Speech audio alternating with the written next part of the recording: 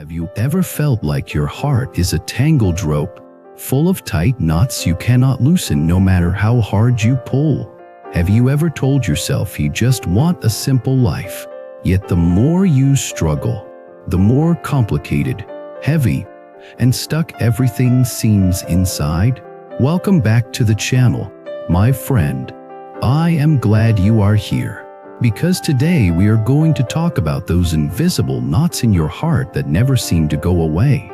No matter how much you read, learn, or try to adjust your mindset, we will borrow a powerful image from the Shurangama Sutra, a classic text of deep wisdom where the Buddha uses a simple rope with 6 knots to explain why our mind keeps getting tied up again and again, and how to find the key that can untie not just one small emotional knot, but the pattern of a whole lifetime. In simple words, we are going to explore 3 main ideas. First, why your heart keeps tying itself in the same kinds of knots, even when the external situation changes. Second, what the 6 knots taught in the Shurangama Sutra actually point to in your daily life: how you see, how you hear, how you think and cling. Third, how understanding this image can give you a practical way to soften, loosen, and finally untie the deep patterns of suffering that have followed you for years. So let us sit down together, as if we were talking late at night in a quiet room. I will tell you stories, give you images, and gently walk with you through this teaching, so that you not only understand it in your mind, but feel it in your own heart. Imagine your inner world as a long rope. When you were born, that rope was flexible and open. A baby cries, laughs, gets scared, calms down. Feelings appear and disappear without leaving lasting knots. But as life goes on, experiences begin to twist the rope. A harsh sentence when you were 5, a betrayal at 13, a failure at 20, a loss at 30, an illness at 40. Each strong experience, especially those you could not digest and understand at the time, becomes like a knot. You did not know how to feel it fully and let it pass. So you pulled, froze, and then left it there. At first, there are only a few knots. You still have long stretches of soft, free rope between them. But as years pass, the knots multiply. Some overlap, some tie into each other, some become so tight that you almost forget the rope was ever smooth. Eventually, one day, you suddenly feel that everything in your heart is tangled. Even small events bump into old knots, triggering big reactions. Someone makes a small comment, and your chest tightens as if you are back in a childhood scene. One minor setback at work, and your whole sense of self collapses. You tell yourself, I am too sensitive, or I overthink, or I have too much karma. But have you ever really looked closely at these knots, instead of just pulling harder? In the Shurangama Sutra, the Buddha gives a simple demonstration. He takes a long piece of cloth or rope and ties one knot, then another, until there are 6 knots in total. He holds this in front of his disciple and asks something like this: Anda, when you look at this, what do you see? Is this 6 ropes, or one rope with 6 knots? Anda answers, it is one rope, but it has 6 knots tied in it. Then the Buddha asks, if you find these knots messy and disturbing, and you wish to return the rope to one simple state with no knots, how would you do it? Anda replies, I must untie them, but I cannot just pull at any knot randomly. I have to start with one, carefully loosen it, then the next, and so on, until all 6 are untied. In that moment, the Buddha smiles, because Ananda has already spoken the principle. The rope is like your pure mind, your basic awareness before it gets twisted by confusion and clinging. The 6 knots are like 6 major ways in which your heart gets tied up through sights, sounds, smells, tastes, touches, and thoughts. Your eyes see, your ears hear, your nose smells, your tongue tastes, your body touches, your mind thinks. None of these are a problem by themselves. The problem starts when we meet these experiences with grasping and resistance, and when we do it unconsciously, again and again, until a knot forms. But here is the crucial part: no matter how many knots you tie, it is still one rope. No matter how many emotional patterns, traumas, stories, and beliefs you have accumulated, they are all tied into one underlying awareness. That awareness itself is not damaged. It is just hidden. The Buddha is not telling an anda, burn the rope, destroy your senses, escape from life. He is saying, understand where the knot starts and tie it there. Slowly, patiently, the rope can return to its free state. Now, this sounds very beautiful in theory, but how does it look in an ordinary person's life? Let me tell you a story that could be about many of us. There was a man named Jason. From the outside, his life looked okay. He had a stable job, a family, a home. But inside, he felt constantly tight and unhappy. His mind was full of complaints. His heart felt heavy, like there was always a stone sitting on his chest. If you asked him, he would say, "I just have bad luck. People do not understand me. My family is ungrateful. My colleagues are competitive. My health is not good." He blamed everyone and everything, yet never quite understood why his inner rope felt so tied. One day, at his wife's insistence, he went to listen to a talk at a temple about the 6 knots from the Shurangama Sutra. He sat in the back, arms crossed, half skeptical. But the teacher that day did not stand high above the crowd. He simply held up a rope with 6 visible knots and started speaking in plain, human language. "Look at this," the teacher said. "Is this 6 ropes?" "No, no," people replied. "Is it one rope?" "Yes." So when you say, "I have many problems, many traumas, many anxieties," in a way, you are right. There are many knots. But if you understand how they were tied, you will also see that there is only one rope, one mind behind them. If you go to war with every knot without understanding the rope, you will just make it tighter. Jason felt something stir, but he did not yet know why. The teacher went on. "Think about your eyes," he said. "How many knots do you tie every day with what you see? You scroll through images, compare your life to others, see someone else's success and tie a knot of envy. You see someone else's mistaken tie a knot of arrogance. You see an unkind comment and tie a knot of anger. One by one, the knots tighten around your vision. You no longer see reality simply. You see through a net of previous knots." Jason thought about how every time he saw his colleagues' posts on social media, showing promotions or family vacations, he would feel a wave of bitterness. His chest would tighten. He would think, "Why them? Not me? I work just as hard." That feeling did not come from the screen. It came from a knot already inside him. A long-standing belief that he was always overlooked and treated unfairly. The teacher continued, "Think about your ears. How many knots do you tie with what you hear? Someone praises you. You tie a knot of pride. Someone criticizes you. You tie a knot of resentment. Someone speaks about politics or social issues, and you tie knots of fear and despair. After years of this, your ears are no longer doors to understanding. They become hooks catching every passing word, turning it into a new reason to suffer. Jason remembered how he replayed his manager's critical comment again and again in his head for weeks, each time tightening the knot of "I am not appreciated." "Now think about your mind," the teacher said softly. "The mind is the sixth knot, and in many ways the root. Your thoughts repeat old stories: I am not enough.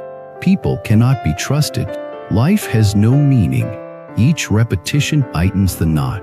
You say you want peace, but you hold on to these stories like a rope wrapped around your own neck.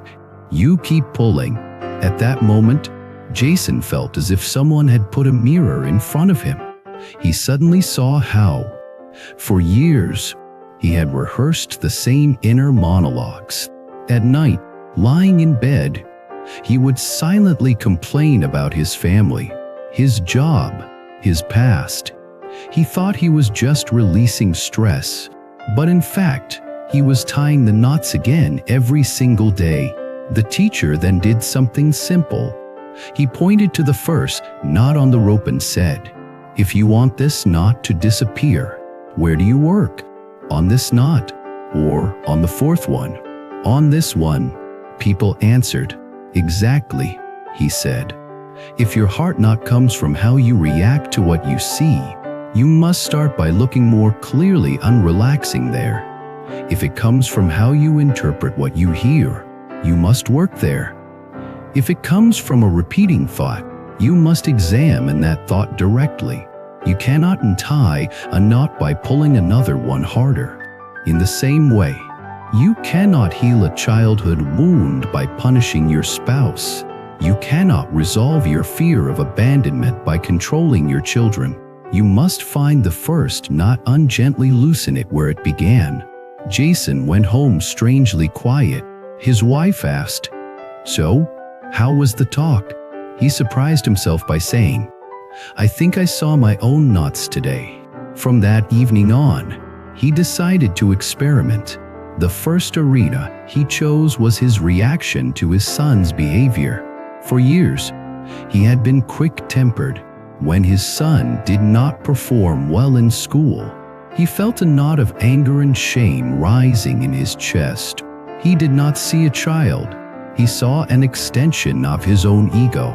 One bad grade, and his mind shouted, "You are making me lose face. You are proving that I am a failure as a father." The result was predictable. He yelled, scolded, sometimes even hit. His son withdrew, resentful and hurt.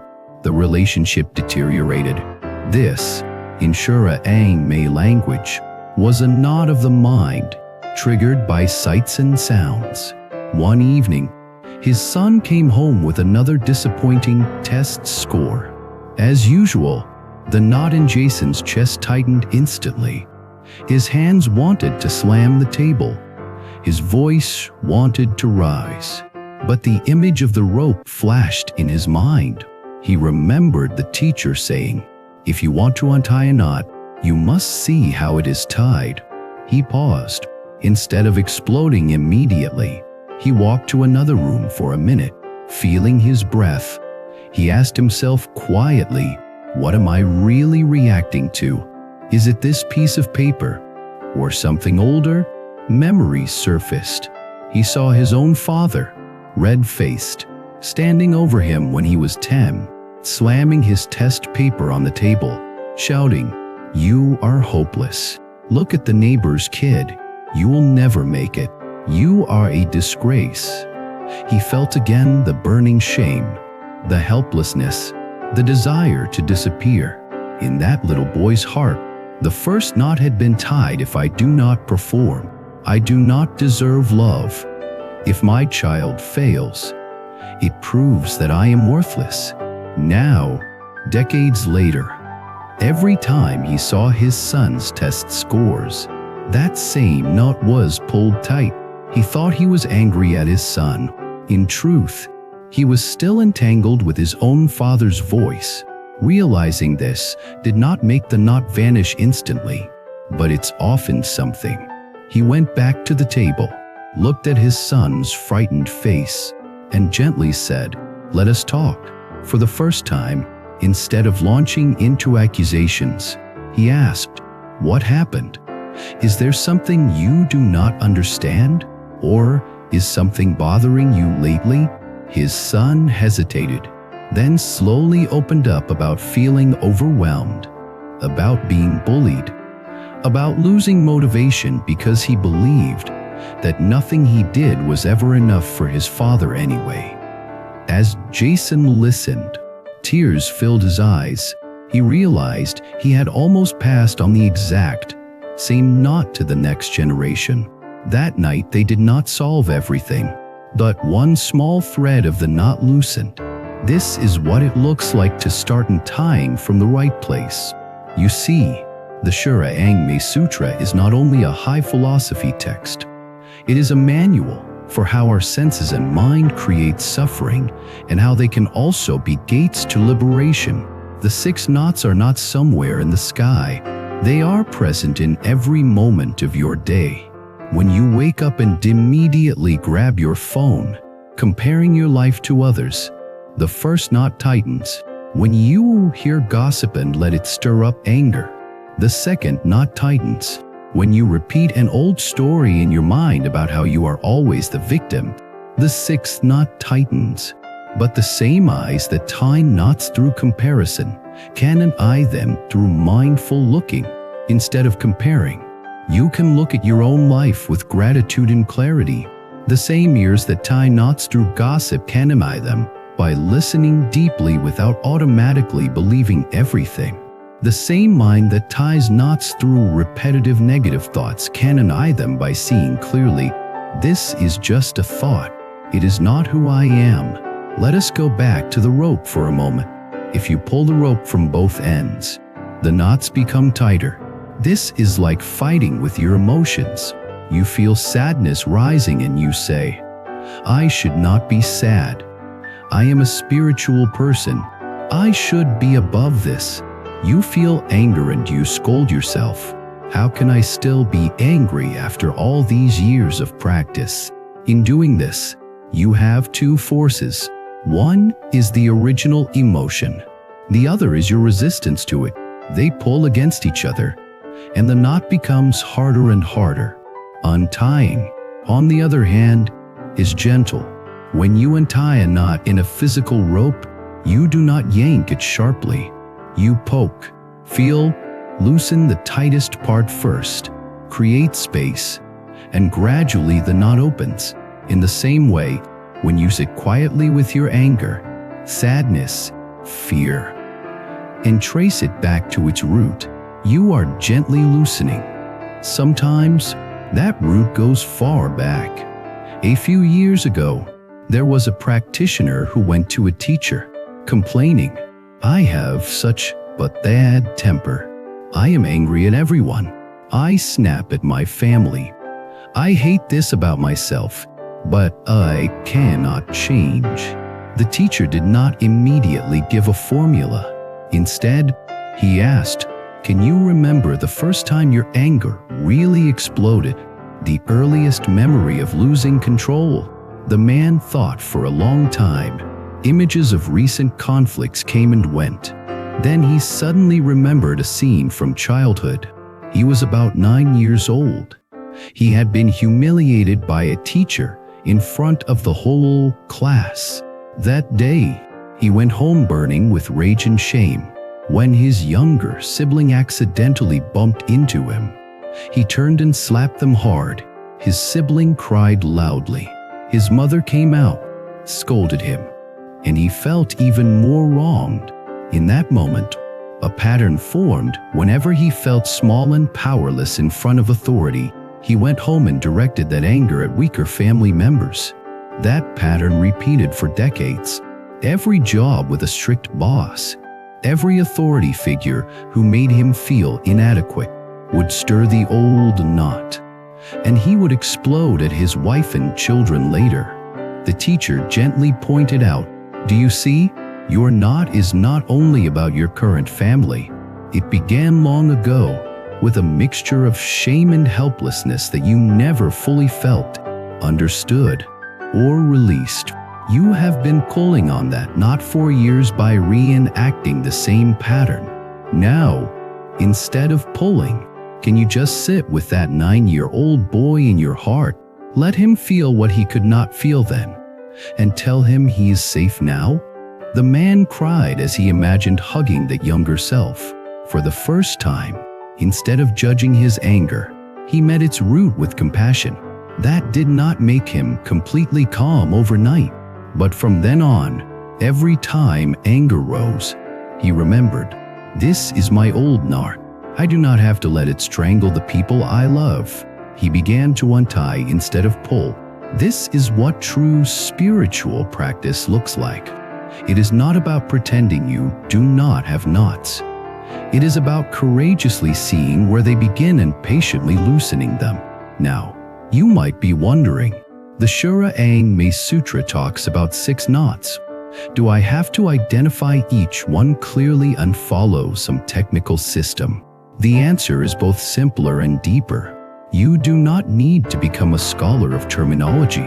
What matters is that you start to notice how your contact with the world, through your senses and thoughts, leads to clinging. Every time you feel your heart tightening, you can ask 3 questions. What did I see, hear, or think just before this knot tightened? What story did I tell myself about that experience? Where have I felt this same pattern before in my life?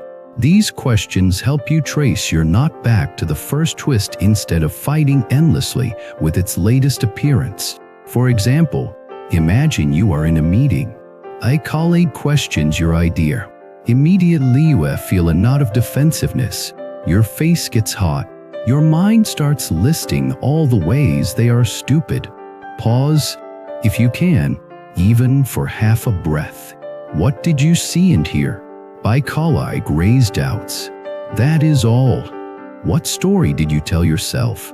They are attacking me. They think I am incompetent. I am losing face. I must prove myself. Where have you felt this before? Maybe every time anyone challenged you, starting with a parent or teacher. Now you realize the knot is not in the colleague, it is in the story. If you relax the story, you may be able to hear their feedback more calmly, decide whether it has value, and respond without losing your balance. Little by little, this kind of awareness is how you start to untie the 6th knot, the knot of the mind. Perhaps you are thinking, all this makes sense, but my knots feel so heavy. My trauma is deep. My losses are huge. Can such simple reflection really help?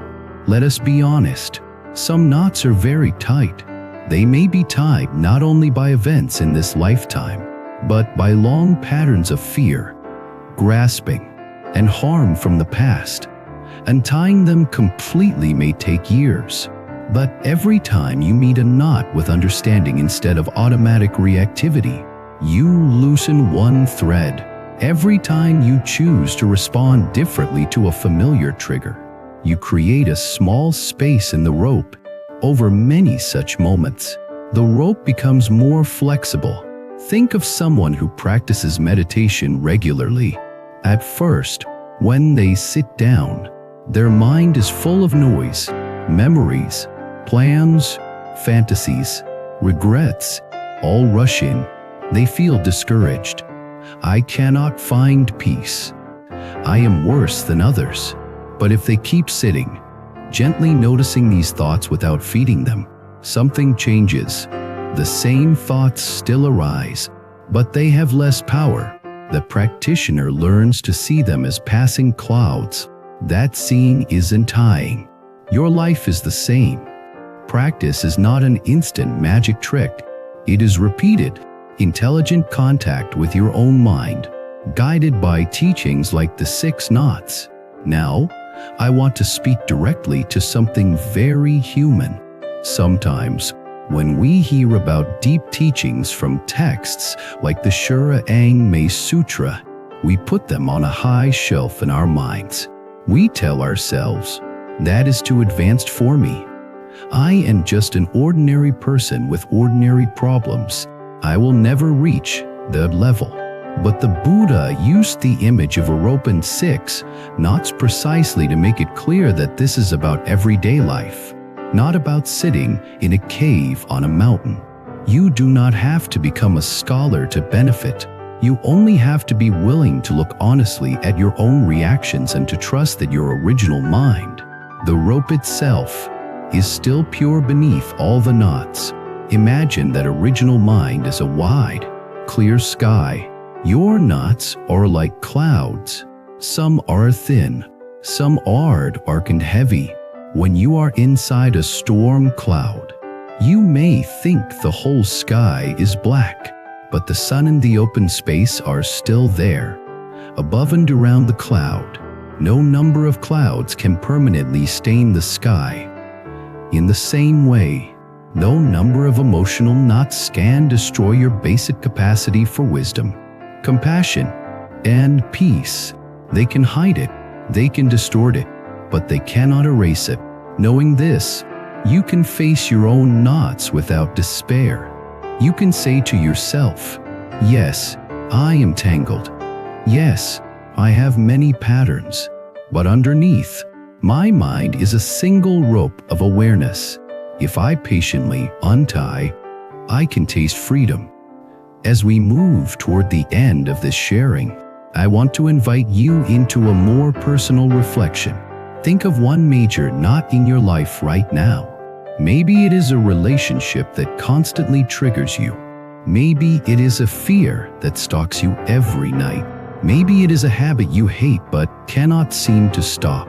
Gently, without judgment, ask yourself, when I feel this knot tighten, what am I usually seeing, hearing, or thinking?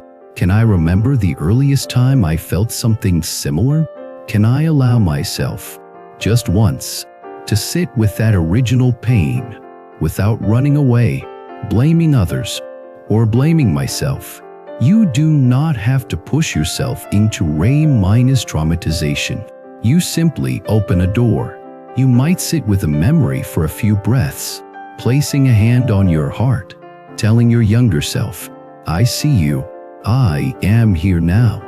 You do not have to carry this alone anymore. In those small moments, you are doing the work. The Shurangama Sutra points to in simple images.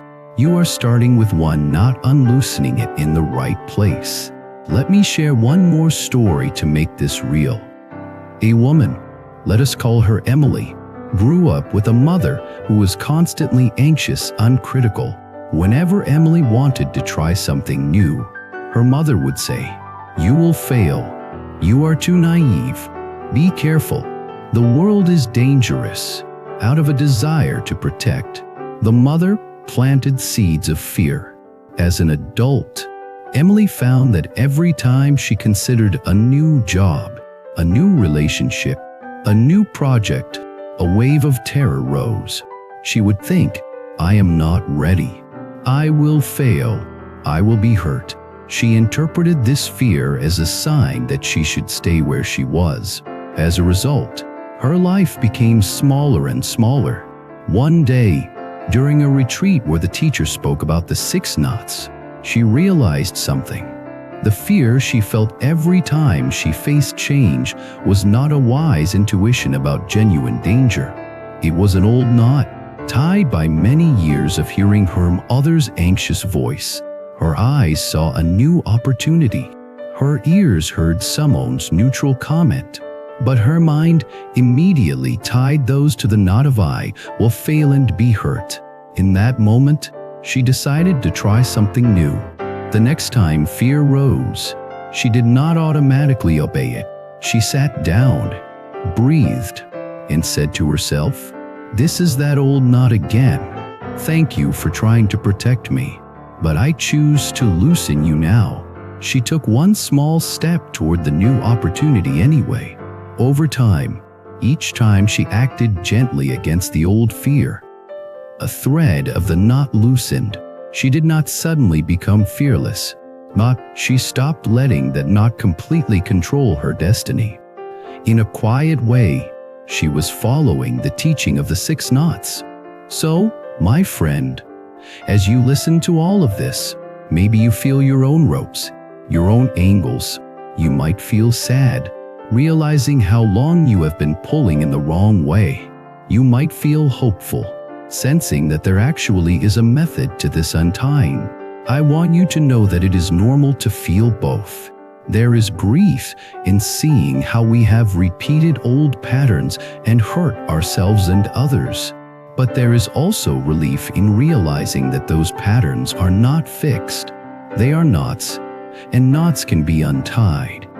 If this sharing resonates with you, I encourage you, sometime this week, to take a quiet hour for yourself.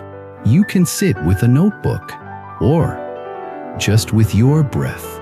Choose one knot, not all of them. Write about when it shows up, what it feels like, what triggers it. Then see if you can trace it back to 1 or 2 early moments in your life. As you do this, remember the image of the rope in the Shurangama Sutra. Remember that you do not have to yank or tear. You only have to be willing to look, to understand, and to be a little kinder to the parts of you that tied the knot in the first place. You are not alone in this. Every human heart is a rope with knots. Every practitioner, no matter how wise they appear, is still untying something. The difference is that, over time, they have learned to untie with wisdom instead of tightening with ignorance.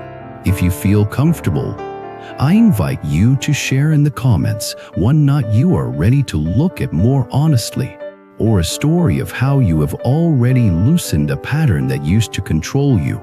Your experience, your courage, might be the mirror someone else needs. They may read your words and realize, I am not crazy. I am not hopeless. I am just tangled, and I can begin to untie. If you would like to keep exploring together topics like awakening, wisdom, cause and effect, compassion, daily practice, and the deep teachings hidden inside sutras like the Shurangama, you are warmly invited to subscribe to this channel, like this video, and leave a comment. If you feel that these long, heart-based sharings support your own path and you would like to support this work in return, you can also consider joining as a member, so we can continue to create content that walks with you through your real struggles, not just abstract ideas. Thank you for staying until the end. The fact that you are here, listening and reflecting, already shows that there is a part of you that refuses to keep pulling the same knots forever. May you remember that, beneath all the tangles, your mind is a single, pure rope of awareness. May you find the wisdom and patience to untie your knots one by one. And may your journey of untying not only free you, but also bring more gentleness, understanding, and compassion to everyone whose life touches yours. Every person carries a certain energy. Your focus, your dreams, your purpose. Bracelet is a physical reminder of that energy. Symbol you wear daily, that pushes you to stay grounded, balanced, and aligned. If one of the bracelets caught your eye, you can order it through the link in the description. And check more powerful styles on our homepage store. Choose the one that strengthens your journey.